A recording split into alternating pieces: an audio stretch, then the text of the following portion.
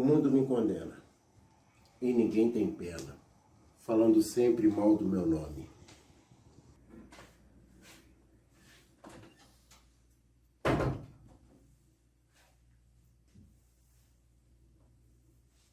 Deixando de saber se vou morrer de sede ou se vou morrer de fome. Mas a filosofia hoje me auxilia a viver indiferente assim. Nesta prontidão sem fim, vou fingindo que sou rico, para ninguém zombar de mim. Não me incomodo que você me diga que a sociedade é minha inimiga, pois, cantando neste mundo, vivo escravo do meu samba, muito embora vagabundo.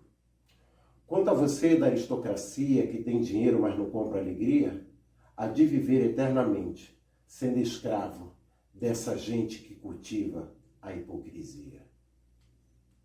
Filosofia, Noel Rosa. Isso é Papo Sicudani. E hoje eu vou estar conversando com o jovem filósofo Vinão. Vem com a gente. Isso é Papo Sicudani. E nós saímos às ruas para perguntar aos nossos amigos e amigas se eles conheciam alguma filósofa. Então, fique olhando aí. Vamos ver nossas respostas.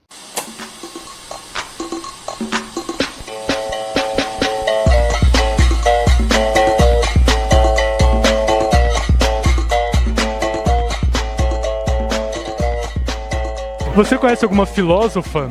Eu não sei se posso considerar ela como uma filósofa, porque ela está em várias frentes. Eu acabei de ler o livro dela recentemente, a Djamila Ribeiro. Então eu acho que ela é o primeiro nome expoente, inclusive negro e feminino, que me vem à mente nesse momento.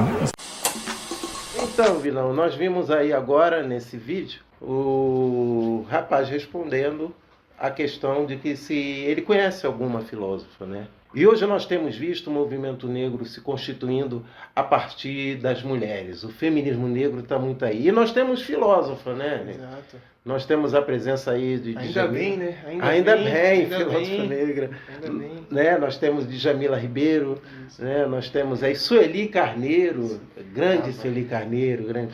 E nós temos também Lélia Gonzalez, que nós não podemos esquecer, né? Exatamente. E Lélia escreveu um livro interessante que é O Lugar de Negro, em 1982. Eu lembro que em 82 foi o período da Copa do Mundo, né? Alguns, acho que não era nem nascido. Não, sou 2000, mestre. Sou 2000, cara. Tinha nem... Então, foi a Copa da Espanha, né? Aí tinha aquele mascote, o Laranjito, né? O Laranjito. Foi uma seleção maravilhosa. A seleção de 82 é aquela que tinha o Sócrates, tinha o Júnior, o Cerezo, o Falcão, só fera. Mas, deixando de lado essa grande questão aí da seleção brasileira, né? Retomando, quando a gente pensa em filosofia e pensamos em filósofa negra, nós temos aqui no Brasil essas expoentes, né? Essas mulheres potentes, né? Que fazem um discurso que podemos dizer necessário, e tem ocupado um espaço extremamente importante na construção de saberes e de epistemologia, né? De novos conhecimentos, de novos saberes. A Lélia Gonzalez, ela vai trazer para nós uma visão a respeito do que seria esse movimento negro. Então, ela, no capítulo, ela vai tratar de movimento negro ou movimentos negros, né? Isso aí já aponta para uma certa pluralidade, né, desse grupo. É muito interessante isso que o senhor falou, mestre, porque quando a gente pensa em filosofia, geralmente quando eu estou conversando com alguns amigos meus, né, com a rapaziada lá em Osasco, a gente já chegou nessa ideia, assim, tipo, mano, me fala um filósofo aí, né? A imagem que vem na sua cabeça quando você pensa em filósofo? E filósofo não à toa um masculino, né? Porque majoritariamente o que vem na mente das pessoas é um homem branco, barbudo, de toga grega, tá ligado? Já indicando aí uma possível origem da filosofia, que já é outra discussão já, né? Mas vamos deixar mais para frente. Com certeza, Vinão, com certeza você vai ser chamado novamente para a gente conduzir esse papo aí. Então, daquilo que nós chamamos de origem da filosofia, né? Que vão dizer, uns dizem que a filosofia é grega, né? Mas sabemos que não. Então. Sabemos que não, porque o Heráclito, Heráclito de Éfeso, ele ia, no tempo dele de ociosidade, ele ia para as terras do povo de pele bronzeada, ou do povo com a pele cor de bronze. Exato. E ali ele ia aprender dos seus saberes, dos seus conhecimentos. Então, a filosofia, ela tem o seu nascedouro na nossa construção africana. Construção africana. É muito interessante, mestre. Eu li algumas passagens do Heráclito, e ele, quando ele chega, é muito interessante ver qual que é a reação dele, porque ele fica impressionado com aquelas esculturas, né, com aquela organização, e ele fica, meu Deus, como que isso é possível? Assim, nem tem um momento que ele até chega a dizer que nem na Grécia isso tinha, né? Nem no lugar de onde ele veio isso tinha. Então a gente vê que tem desde muito tempo, né, uma construção que silencia esses grupos oprimidos e de certa forma se apropria do saber que é produzido naquele território. Sem dúvida. É o que nós vamos sobre essa apropriação, ela também acaba trazendo um silenciamento, né? Exatamente. Aquilo que nós vamos chamar de epistemicídio, né? Um extermínio do conhecimento do saber. Exatamente. E que hoje nós estamos aí lutando para trazer de volta, né, para o centro do debate, o centro de debate, porque hoje nós estamos numa disputa de narrativas, não é isso, Vinão? Perfeito, concordo. A palavra não é à toa, né? Epistemicídio, e aqui a gente está falando de filósofas, não tem como a gente falar de filósofas brasileiras sem citar a Sueli Carneiro. Uma gigantesca, uma monstra na filosofia política, não só na filosofia política, mas na filosofia, nos movimentos sociais.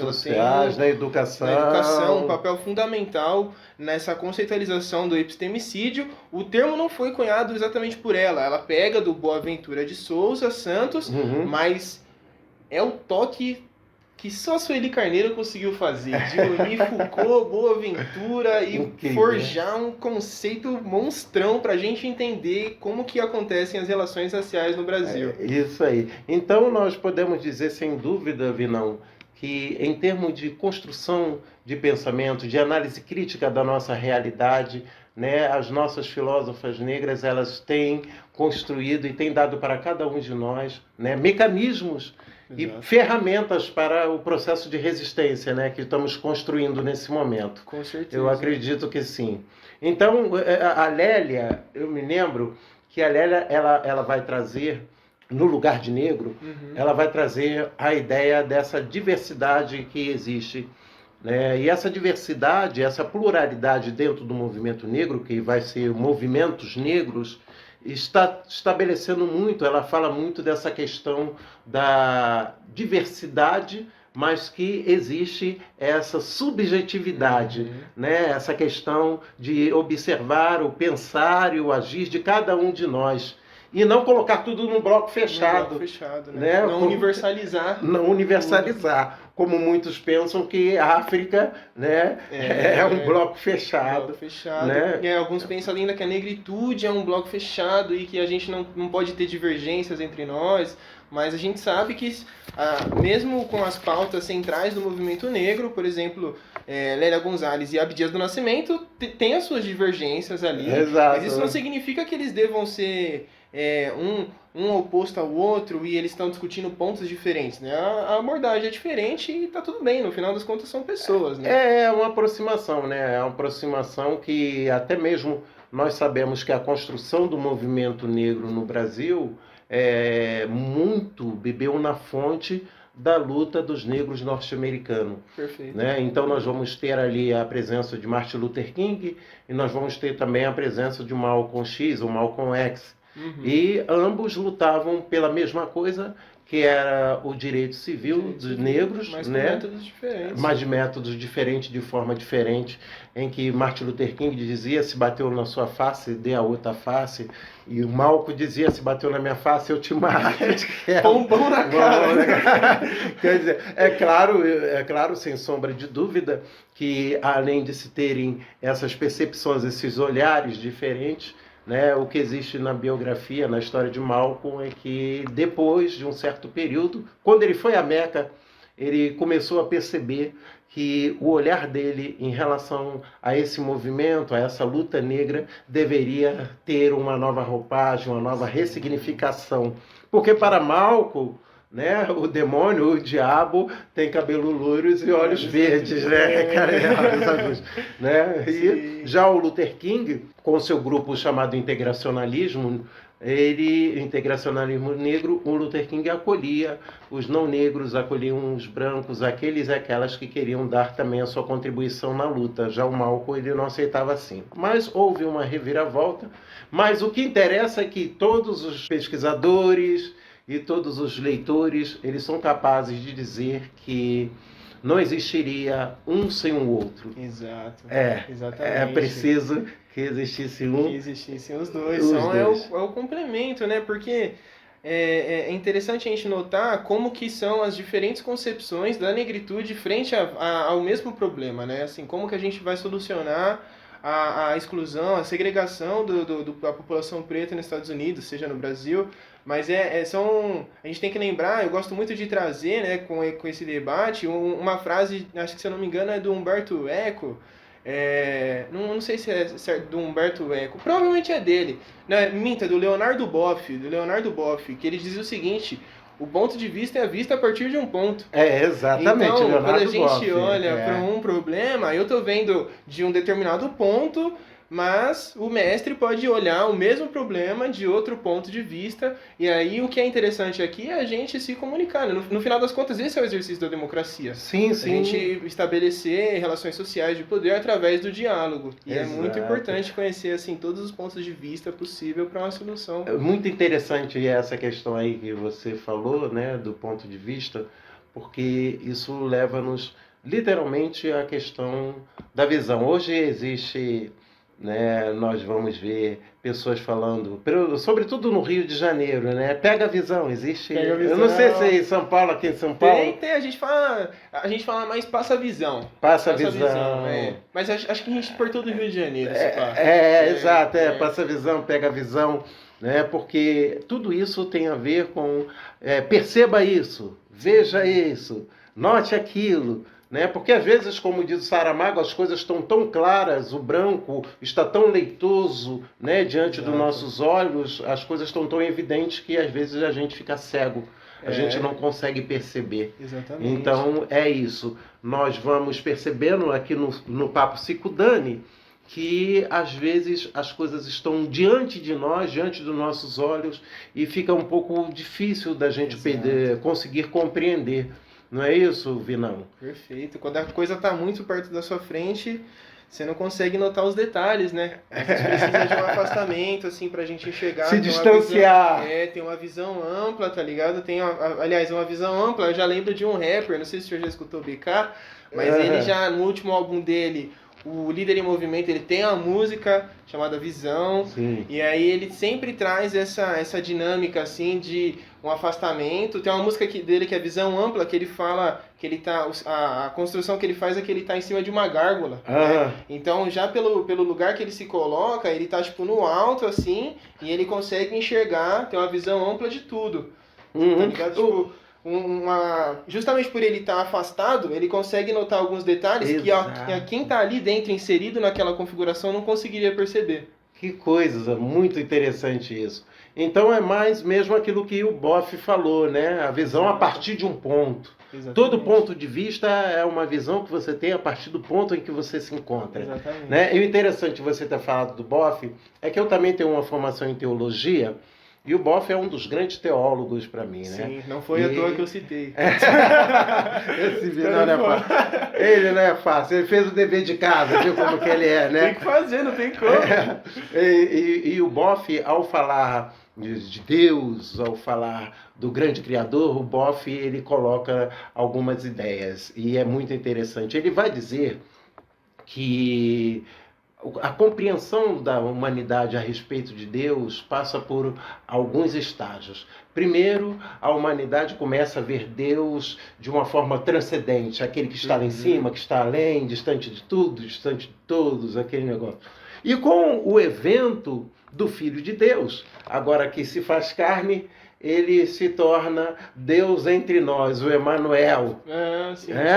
Mas aí o Boff, na sacada, ele vai e traz que com a vinda do Filho de Deus, esse ser, ele propõe um outro olhar, uma outra perspectiva.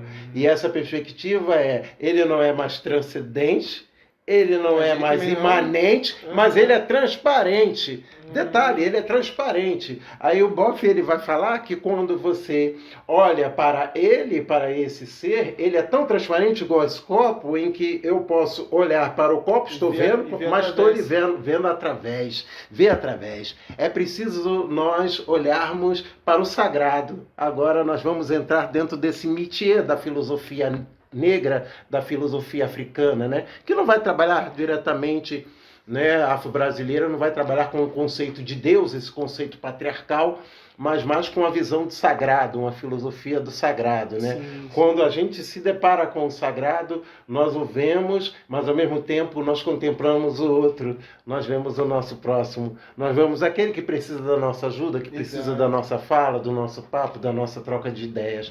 É muito interessante. E dentro da construção filosófica afro-brasileira e africana, nós vamos encontrar isso com a categoria, com o conceito de Ubuntu, né? Ubuntu é eu só existo a partir de você. Sim. Né? Eu sou a partir de você. Então, quando nós vamos falar se existem filósofos negros, eles existem filósofas negras maravilhosas, elas existem, mas elas só existem a partir de um olhar que elas projetaram para além delas. E é isso.